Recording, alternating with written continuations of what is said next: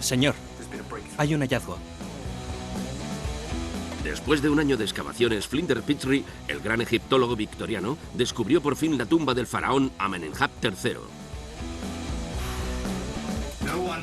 Nadie mueve ningún tesoro hasta que yo lo diga. Durante miles de años, la entrada a la pirámide había permanecido secreta. La esperanza era que, en su interior, el faraón y sus grandes riquezas permanecieran intactas. Pero alguien había llegado primero. Hace 4000 años,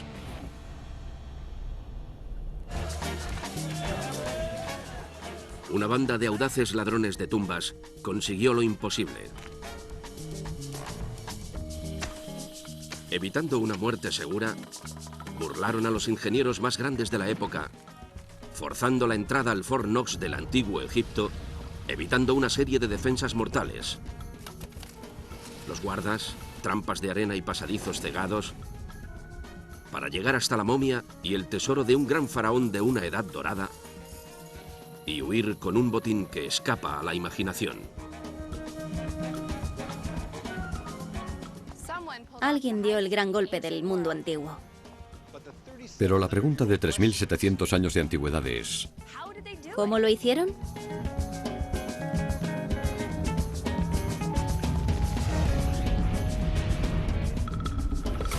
El trabajo egipcio. Ahora, 4 grandes expertos se unen para intentar resolver este misterio desconcertante del mundo antiguo. Una ingeniera. Soy Diane Bell, soy ingeniera mecánica, o lo que es lo mismo, una trituranúmeros, solucionadora de problemas y una completa gamberra. Un egiptólogo. Me llamo Pierre Tellet.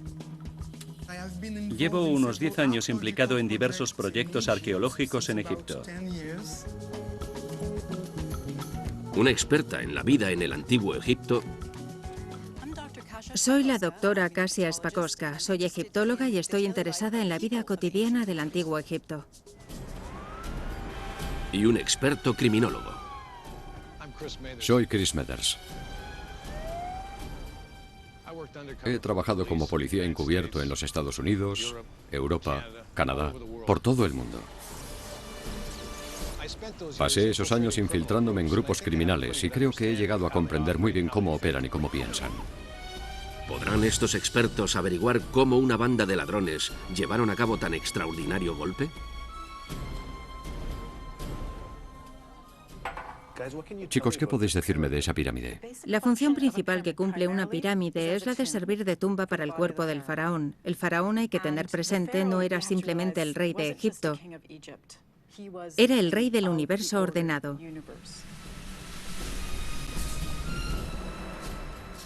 El rey Amenemhab III fue un rey acaudalado en una edad de oro de los faraones, y el rey más importante del mundo iba a reunirse con los dioses y no quería presentarse con las manos vacías. El rey no sería enterrado solo. Llevaría consigo todas sus riquezas: oro, plata, cornalina. Todas sus cosas empaquetadas en la cámara funeraria acompañarían al rey en su viaje hasta el lugar definitivo de reposo en el más allá. Y desde allí, un faraón feliz irradiaría buena voluntad y prosperidad a sus antiguos súbditos.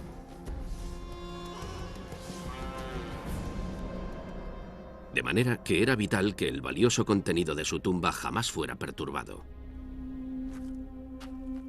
Habría un sistema de seguridad, imagino. Era un monumento pensado para que nadie pudiera entrar. Un laberinto de pasadizos secretos sellados por enormes bloques de piedra. La pirámide de Jaguara era el resultado de 1000 años de diseño de pirámides.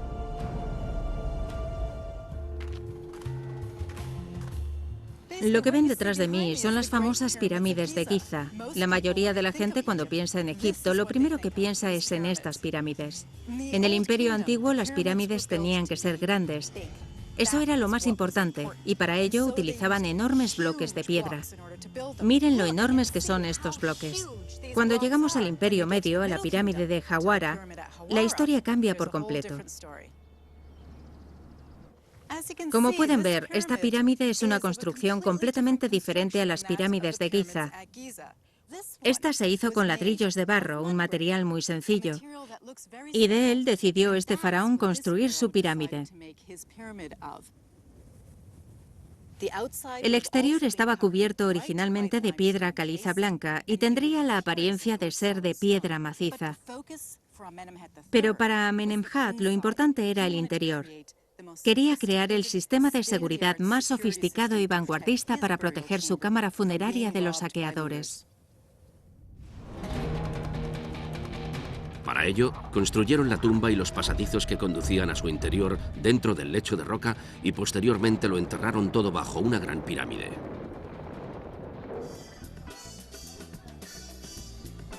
Y en efecto, en algún momento después de la muerte del faraón, alguien entró en esta cámara inexpugnable. ¿Pero cuándo? ¿Cuándo fue eso? Deme una fecha aproximada. ¿Cuántos años cree usted? El saqueo de la pirámide pudo tener lugar unos 100 años después de la muerte del faraón, quizá por algunos problemas y la situación política de Egipto en ese periodo. ¿Cómo eran los criminales en tiempos de las pirámides, en tiempos de los faraones? El robo de tumbas es probablemente uno de los oficios más veteranos del antiguo Egipto. Y toda empresa criminal necesita un cerebro criminal. El cerebro. Las cualidades de un líder son las mismas tanto si se trata de robar un banco como de dirigir el robo. Se necesita bastante carisma. Así que un líder de una banda criminal tendría a mucha gente que le seguiría. ¿Por qué razones? ¿Por qué le temen? Posiblemente ¿los amenaza con algo? Probablemente.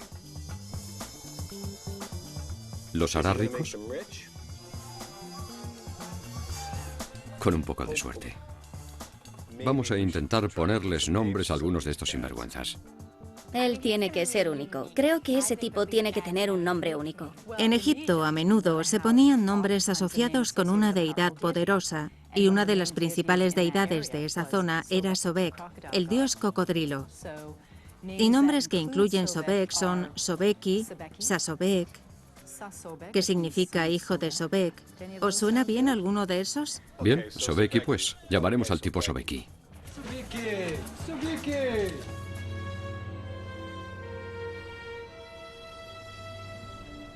Estamos aquí en la cara sur de la pirámide de Amenemhat III, y no es aquí donde normalmente se esperaría encontrar la entrada.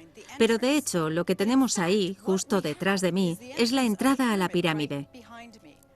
Ni siquiera el mismísimo Pichri la encontró.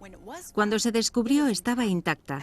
Sería a través de esta entrada por donde el cuerpo del faraón, dentro de su ataúd, y todas sus valiosas posesiones habrían sido conducidos hasta el lugar de su definitivo reposo, en el interior de la cámara funeraria. La entrada misma habría sido posteriormente sellada y permaneció indetectada durante siglos.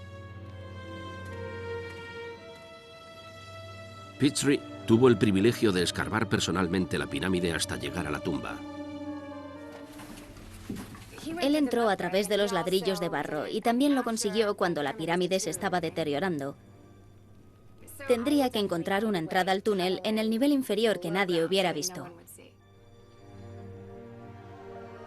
Hacer un túnel hasta la pirámide sería la manera más segura de entrar, pero ¿por dónde empezar? Justo al este de la pirámide, Casia descubre una solución hecha a la medida. Encuentra un cementerio. Así que sería por aquí donde tendrían lugar todos los entierros de los oficiales y trabajadores que vivieron en tiempos de Amenemhat III. Si eran muy pobres, tendrían simplemente un agujero en la tierra y una cámara, y serían enterrados allí. Pero si hubieran tenido más dinero, tendrían una mastaba. Una mastaba es el Rolls Royce de las tumbas. A nivel del terreno hay una lujosa entrada. Pero las momias se almacenan en una cámara subterránea, cámara que amortiguaría el sonido de un equipo de villanos excavando un túnel y les permitiría trabajar sin ser descubiertos. Un maestro criminal con un plan maestro para un robo muy audaz. La siguiente gran pregunta es, ¿cuándo? La distracción. Afortunadamente, en el alocado mundo del culto del antiguo Egipto, las distracciones no son difíciles de encontrar. En Egipto se celebraban muchos festivales. Los festivales más importantes podían prolongarse durante 3 o 4 días y los trabajadores obtenían tiempo libre para participar en ellos. Eran exonerados de sus trabajos.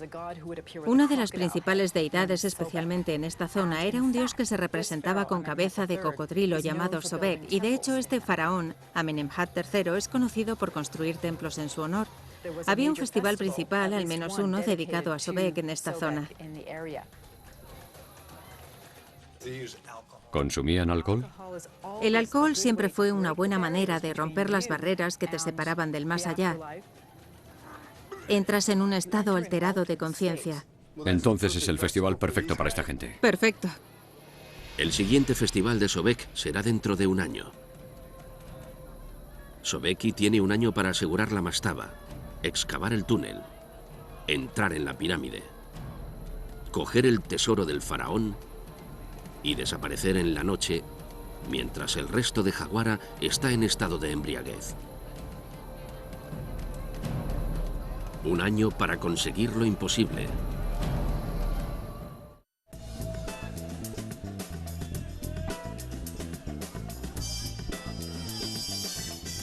Una vez ideado el plan, Sobeki necesita seleccionar a las personas que puedan llevarlo a cabo. Pero ¿dónde encontraría Sobeki a sus cómplices criminales? Yo diría que utilizaría gente o de fuera de la ciudad o incluso de fuera del país, extranjeros. El extranjero.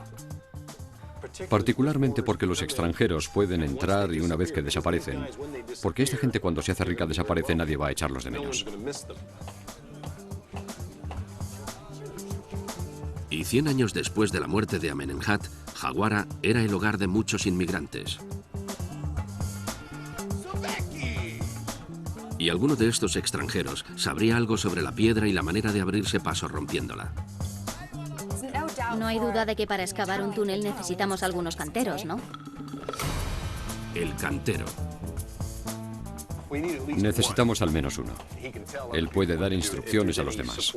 Si hay que montar alguna viga de refuerzo, tiene que haber alguien que les diga cómo hacerlo. Un cerebro criminal, el extranjero y el músculo. Pero dentro de la pirámide, el equipo sabe que se enfrentará todavía a serios retos técnicos para romper la tumba del faraón. Creo que es imprescindible un ingeniero. El ingeniero.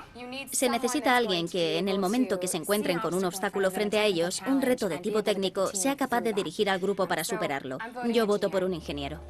Reclutar al ingeniero es un gran paso adelante. Pero Sobeki puede aumentar más sus probabilidades yendo un paso por delante de las fuerzas de seguridad. La informante.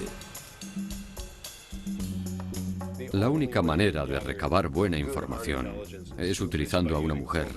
Y en aquella sociedad creo que incluso más. En el antiguo Egipto, ¿qué rol jugaría una mujer capaz de mezclarse con las clases más altas y a la vez asociarse con estos criminales? Las mujeres eran cantantes, músicos, pero también eran peluqueras. Tenemos una persona muy cercana al individuo que puede oír cosas, que estaría al tanto de mucha información que podía utilizar. Yo apuesto porque hay una mujer implicada, seguro. Todo está casi dispuesto, pero todavía falta un miembro crucial en la banda. Hay un tipo más y es el que va a comerciar con el botín. El perista.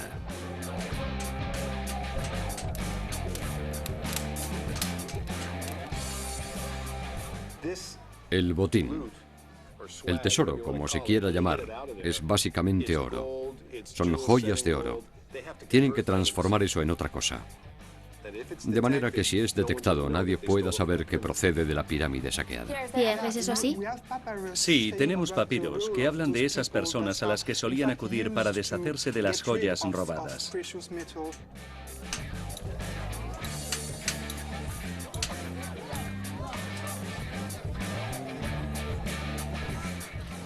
Este tipo de gente pudo estar implicada en la desaparición de un botín de este tipo. Bien, así que esta persona va a encargarse de la mercancía robada. Va a transformarla para ellos.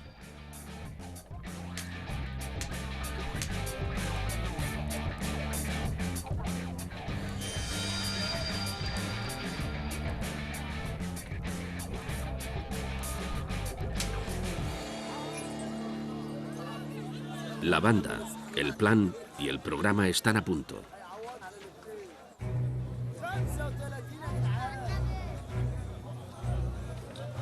Para el líder y su banda ha llegado el momento de comenzar.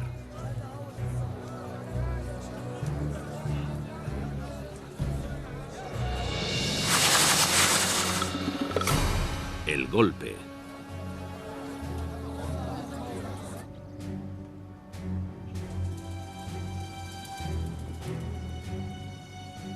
Me gusta la idea de utilizar el cementerio porque ya tienes una tumba excavada, probablemente a una profundidad similar a la de la tumba excavada en la pirámide.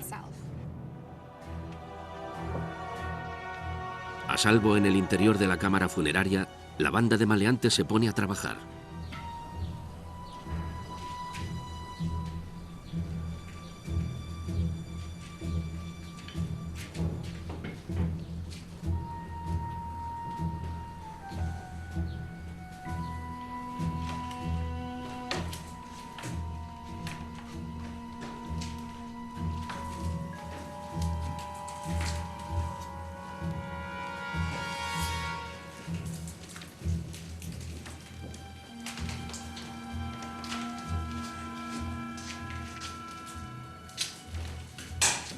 La cultura del antiguo Egipto reverencia a los muertos, aunque se trate de un oficial de bajo rango, y eso incluye respetar las ofrendas al alma del difunto.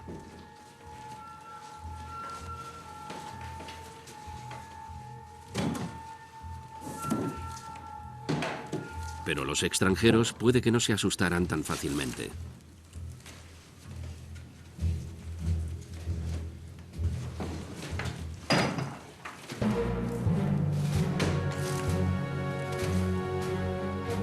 ¿Cuál es la distancia? ¿Desde dónde está nuestro cementerio hasta la pirámide? ¿Qué distancia hay? 6, 7, 8, 9... ¿Unos 150 metros? 10, 11, 12, 13, 14, 15... No contaban con explosivos. No tenían excavadoras, ni taladros, ni nada de eso. Las herramientas que tenían debían de ser muy básicas. Básicas pero muy eficaces. ¿Cómo lo hicieron? Tenían una amplia variedad de herramientas de metal, pero utilizarían herramientas de piedra, de una piedra más dura, piedra contra piedra. ¿Cuánto se puede tardar en excavar un túnel de 100 metros en piedra caliza con básicamente una roca puntiaguda?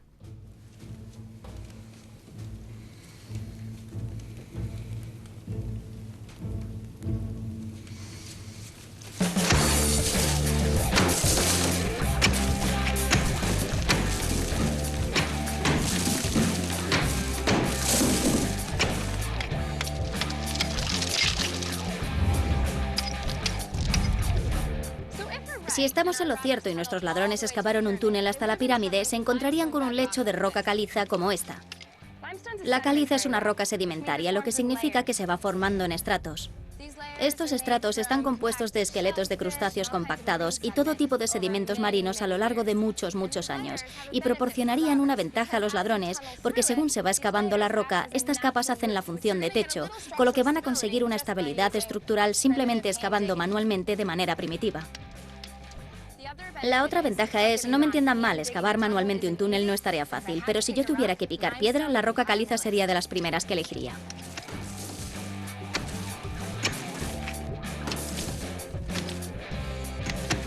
Al comienzo de toda gran empresa, los ánimos están siempre altos. Tienes a 7 u 8 tipos ahí dentro. Los metes en ese agujero y los dejas hasta que excavan hasta el otro lado, y te limitas a llevarles agua y comida. Además, esos ladrones están también muy motivados. Les esperan grandes riquezas al otro lado.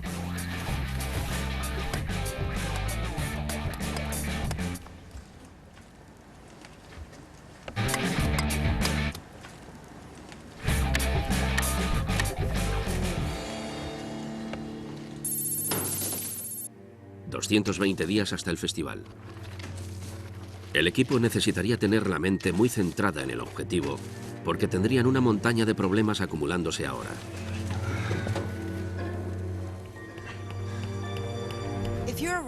Si eres un ladrón y quieres entrar allí, tienes que no solo ser muy persistente, sino además tener mucha confianza en que estás excavando en la dirección correcta para no acabar enterrado en cascotes, sino acabar saliendo a un pasadizo que te conduzca al tesoro. Tienes que tener mucha suerte y ser además muy optimista. Mientras los miembros de la banda cavan bajo la enorme pirámide, saben que las posibilidades de un colapso aumentan alarmantemente. 50 días hasta el festival. Es una situación de mucho estrés para estos hombres. Llevan varios meses excavando. Empiezan a pelearse entre ellos.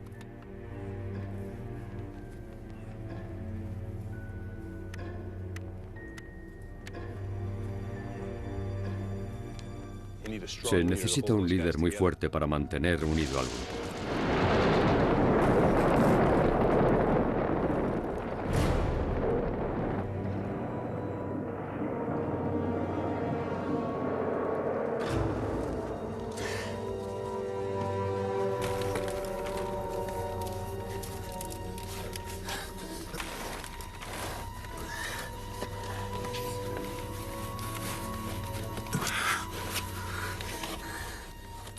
Estuvieron dispuestos a trabajar aun sabiendo que corrían un enorme riesgo. Estuvieron dispuestos a excavar un túnel que podía colapsar por obtener la recompensa final, el oro.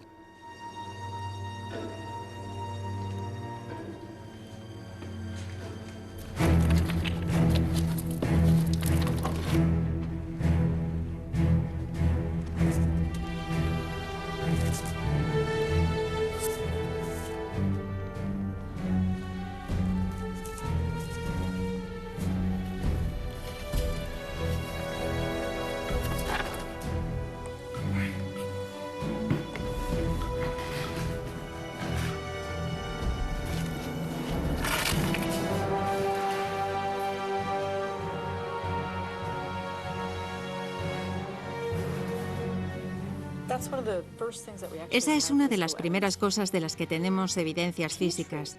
Petrie, cuando excavó la pirámide, notó que en el pasadizo de la cámara norte había evidencias de destrucción. Esto sugiere que fue por allí por donde entraron los ladrones.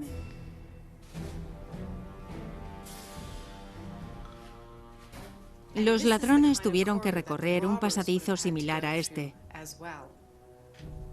Piedra a cada lado, piedra en el techo, y aquí en la entrada parece fácil, con la luz a mi espalda y el aire que corre, pero a medida que vas bajando y bajando se va oscureciendo, y a eso tuvieron que enfrentarse los ladrones.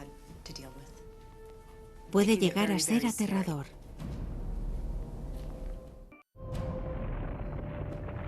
Petrie encontró evidencias de que los ladrones entraron en la cámara sudoeste de la pirámide. Hacia el norte había un pasadizo lleno de escombros. Hacia el este encontraron el camino bloqueado.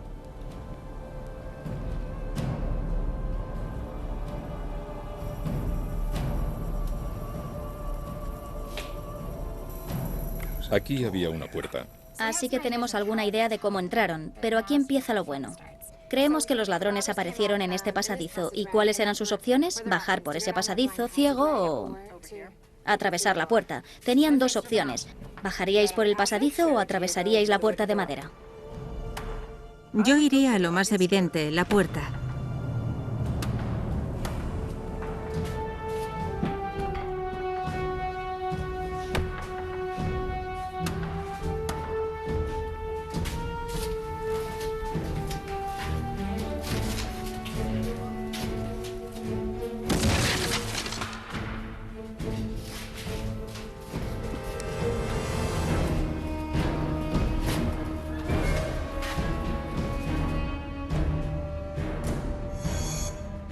Tras la puerta encontraron lo que Pichry llamaba el pasadizo sur.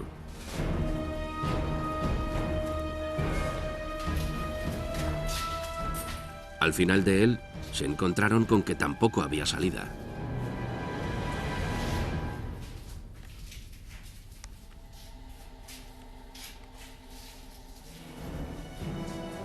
Golpearían las paredes para ver si en algún punto el sonido era diferente. Y también golpearían el techo.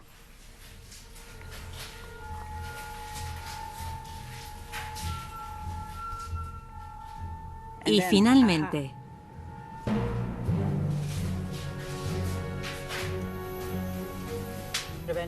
a la débil luz de sus lámparas verían un brillo de cuarcita. La cuarcita era una de las rocas más duras de las conocidas por los egipcios. Si una losa de cuarcita se interponía en su camino, era muy probable que tras ella hubiera algo valioso. La piedra era como una puerta blindada que protegía una cámara acorazada. Lo que Pichry descubrió es que había evidencias de que allí había habido una trampilla, arriba en el techo, hecha de cuarcita, que es una roca muy dura, muy pesada, y que había sido abierta.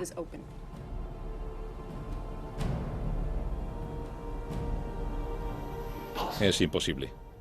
¿Qué tamaño podía tener esa trampilla?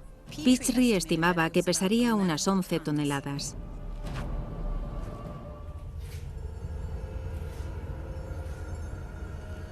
Con el Festival de Sobek a la vuelta de la esquina, perforar cincelando 11 toneladas de dura cuarcita no es una opción. Necesitan otra manera.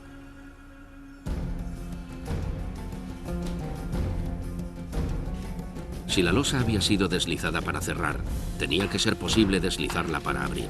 Había llegado el momento de que el ingeniero se ganara su parte del botín. Es imposible. Yo creo que la solución sería encontrar la manera de apalancar la piedra. Levantarla un poco, meter aquí un rodillo en un lado, apalancar el otro lado, meter otro rodillo. Sobre rodillos, la losa de cuarcita podía ser fácilmente desplazada. Pero ¿cómo colocarla sobre rodillos? Si conseguían levantar la losa utilizando un puntal de madera, el resto sería pan comido. ¿Qué longitud tendría que tener ese puntal de madera? Si hay 1,80 m desde el suelo al techo y hay que levantar la losa unos 5 centímetros, ese puntal de madera tiene que medir 1,85 m.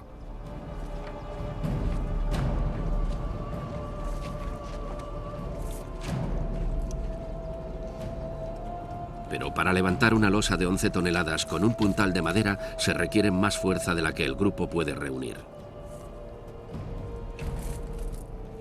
Tendrán que emplear el ingenio para diseñar y construir una máquina que amplifique la energía de unos pocos hombres hasta el equivalente de muchos.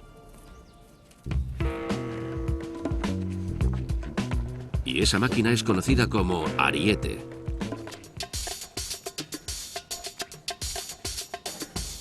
Lo que se intenta es conseguir energía cinética. La energía es una masa y una velocidad.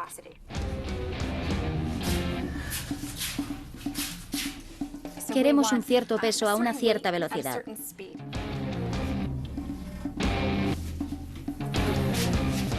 Si tenemos un tronco que pesa 50 kilos, tenemos que impulsarlo a 3 metros por segundo, lo cual es más o menos 9 pies por segundo.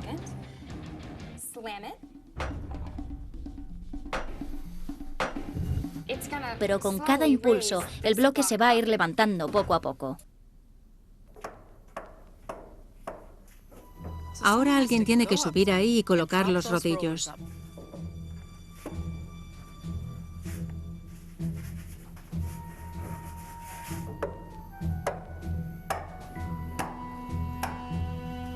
Si conseguimos colocar la losa sobre rodillos, eliminamos una gran cantidad de fricción y luego, con unas prácticas palancas, la empujamos hacia un lado.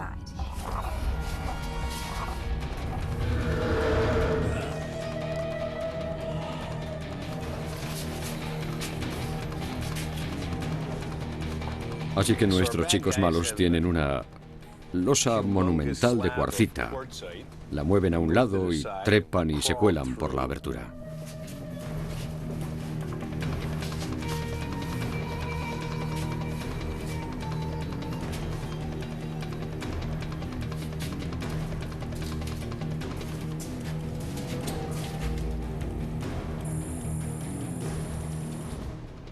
La trampilla conduce a un pasadizo oculto. Y en el techo hay otro enorme bloque de cuarcita. Esta vez saben exactamente qué hacer. Pero el tiempo se agota. Finalmente, el segundo bloque de piedra, 18 toneladas de cuarcita, cede y se desliza hacia un lado.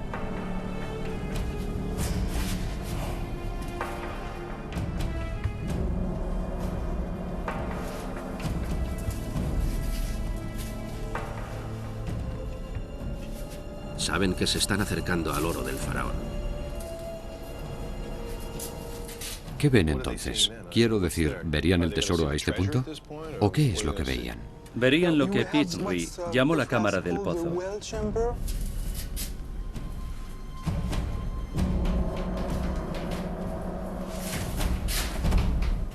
Encuentran una mesa de ofrendas de alabastro y de otro tipo. Las ofrendas rituales dejadas sobre la mesa alimentan el espíritu del faraón en ultratumba. Es un recordatorio aterrador, incluso para el más duro de los criminales, de que el espíritu del faraón todavía deambula por estos pasadizos.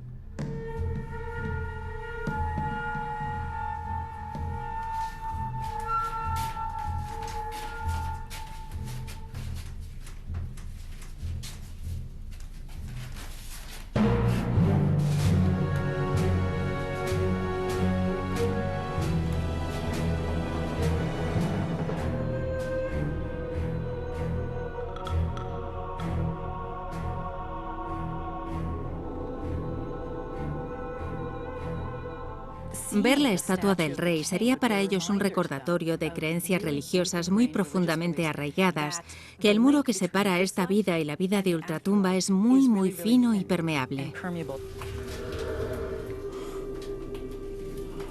Del mismo modo que el faraón podía atravesarlo, los demonios y los condenados del más allá también podían hacerlo. Encuentro esto muy interesante. Dice mucho de la psicología de nuestros ladrones, porque no son totalmente irreverentes con la religión y sin embargo están entrando en una gran pirámide. Eso para mí, yo habría pensado que serían totalmente antirreligiosos, pero cuando entraron allí, según Pitre, las ofrendas estaban en su lugar, de manera que no robaron las ofrendas.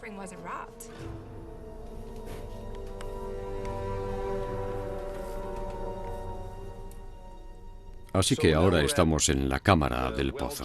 ¿Qué diablos es la cámara del pozo? ¿Hay un pozo? Fue Pitre el que le puso ese nombre. Nosotros lo llamaríamos una antecámara, una cámara antes de la cámara funeraria. Cuando Pitre descubrió la antecámara, la llamó la cámara del pozo porque contenía dos fosas parcialmente inundadas que no parecían tener ningún propósito. Lo que había visto, lo que le habían parecido fosas, eran en realidad pozos. Los ladrones probablemente no supieron lo que eran, y Pitre tampoco lo sabía, no tenía ni idea. Saben que están muy cerca, han encontrado muchas evidencias, saben que tienen que estar muy cerca, saben que esta es la cámara que generalmente antecede a la cámara mortuoria. La cámara del pozo no conduce a ninguna parte.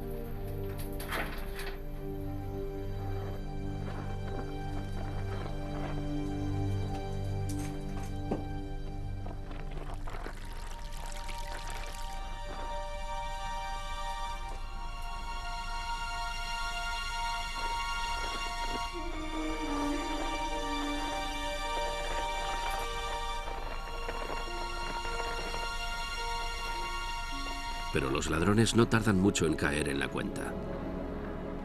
Lo tenían delante, seguro que dirían: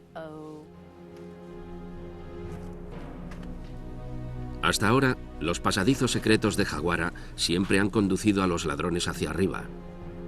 Ahora, los ingenieros del faraón juegan al despiste. La respuesta la tenían bajo sus pies. Es ahí donde debían mirar.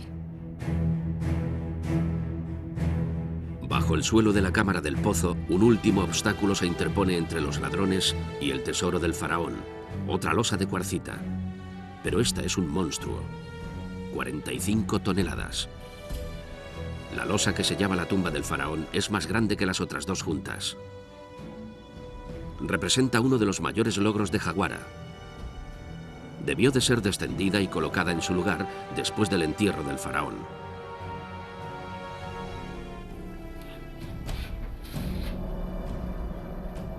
Sabemos por los informes de la excavación que Petrie no vio ninguna señal que indicara que los ladrones hubieran intentado levantar la tapa de 45 toneladas de peso. Pero con un maestro cantero en el equipo, los ladrones tenían un as en la manga. Y Petrie encontró evidencias de la solución.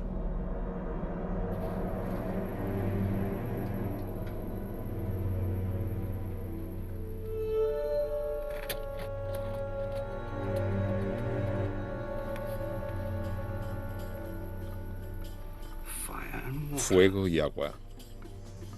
Es una técnica de minería muy antigua. Coges una roca, la calientas con fuego, después la mojas con agua para enfriarla rápidamente y entonces el material experimenta un choque térmico y se vuelve muy quebradizo. Ahora rápidamente la mojo con agua. Ya solo necesito un simple martillo.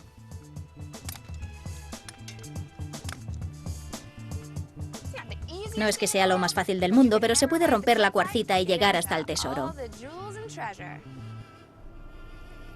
Debieron atravesarla en unos instantes.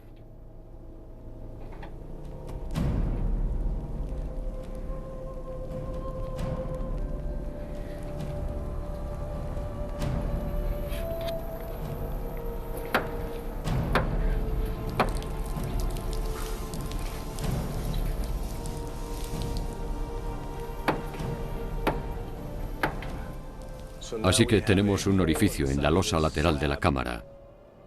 Y es hora de enviar a alguien dentro. Vamos. Tiene que ser un momento emocionante, después de 6 meses excavando casi con las uñas. Estoy emocionada yo que no estaba allí. Es posible que los ladrones se lubricaran con aceite para deslizarse más fácilmente por el pequeño agujero.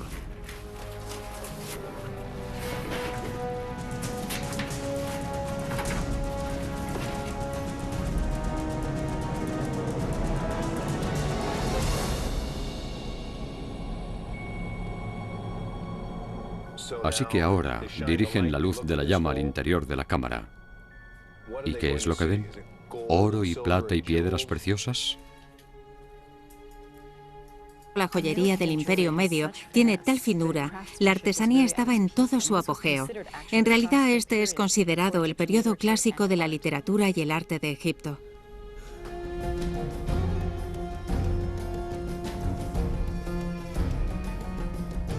Dices que sería un trabajo duro sacar el botín. ¿Te refieres a transportarlo pieza a pieza de noche y...? No, porque si lo piensas bien, en aquellos tiempos, si te cazaban con la silla del faraón, era evidente de dónde la habías sacado.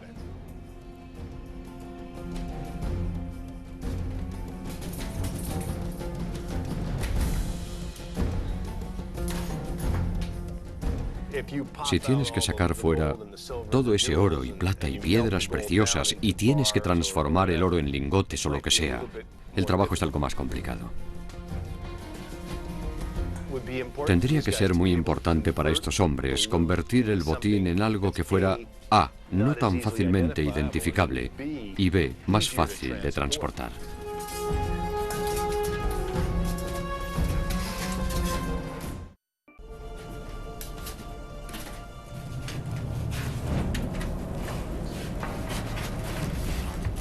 Cuando Petrie llegó a la cámara funeraria saqueada, descubrió que la tapa del sarcófago que contenía el cuerpo del faraón había sido desplazada a un lado.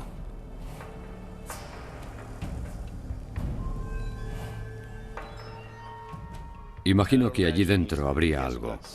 Oro, plata, piedras. ¿Qué hay?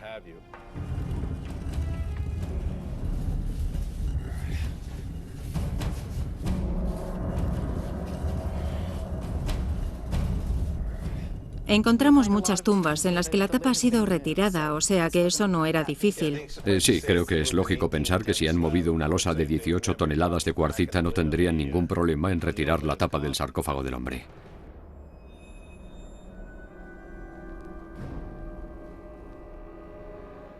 Y otro punto interesante que Pichry señala en sus informes de la excavación es que había notado que la tumba había sido quemada. Nos hacemos una idea, por la manera que tienen los ladrones de entrar en la cámara funeraria, por cómo prenden fuego al sarcófago para recoger hasta la última pieza de metal que pudiera haber oculta dentro, que eran descuidados, que no les planteaba ningún problema destruir completamente la momia del faraón. Lanzamos la tea y todo lo que quede después merece la pena llevárselo, sí. Absolutamente. No les preocupaba lo más mínimo el cuerpo del faraón en esos momentos. Lo único que querían eran todos los objetos de valor.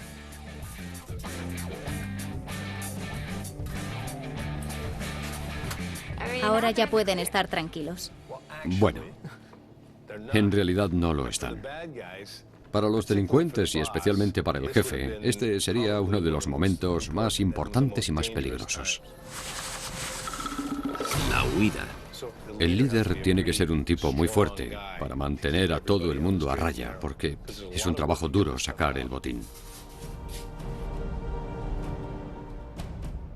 Generalmente estas situaciones son tales que el jefe de una banda como esta no va a permitir que el botín se aleje demasiado de él. No le va a quitar ojo ni un momento.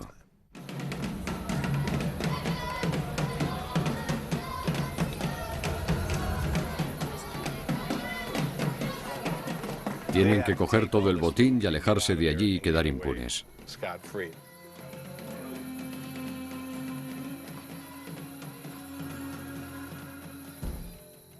Cualquiera que pueda excavar un túnel a través de toda esa piedra, roca, arena y mortero, no se pone a dar saltos y hacer aspavientos. Ahora solo quieren recogerlo todo y salir pitando, y ya se emocionarán luego cuando estén disfrutando en alguna playa.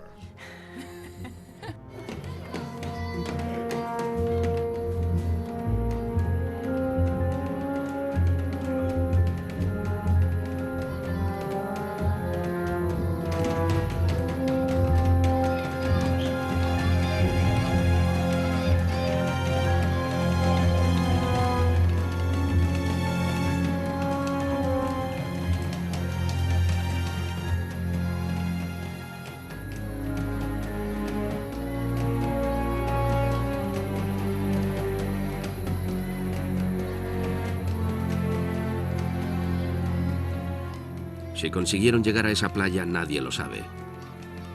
Nunca se recuperó ninguna pieza de aquel tesoro. Continúa siendo un misterio.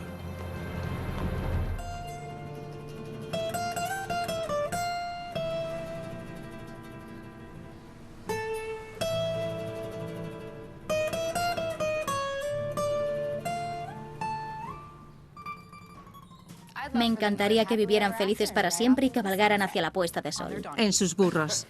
Touché.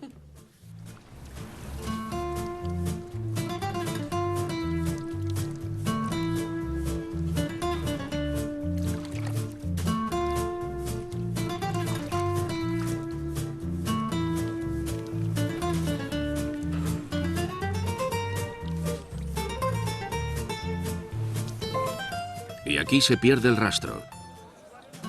El crimen y los criminales permanecen siendo un misterio después de cerca de 4000 años.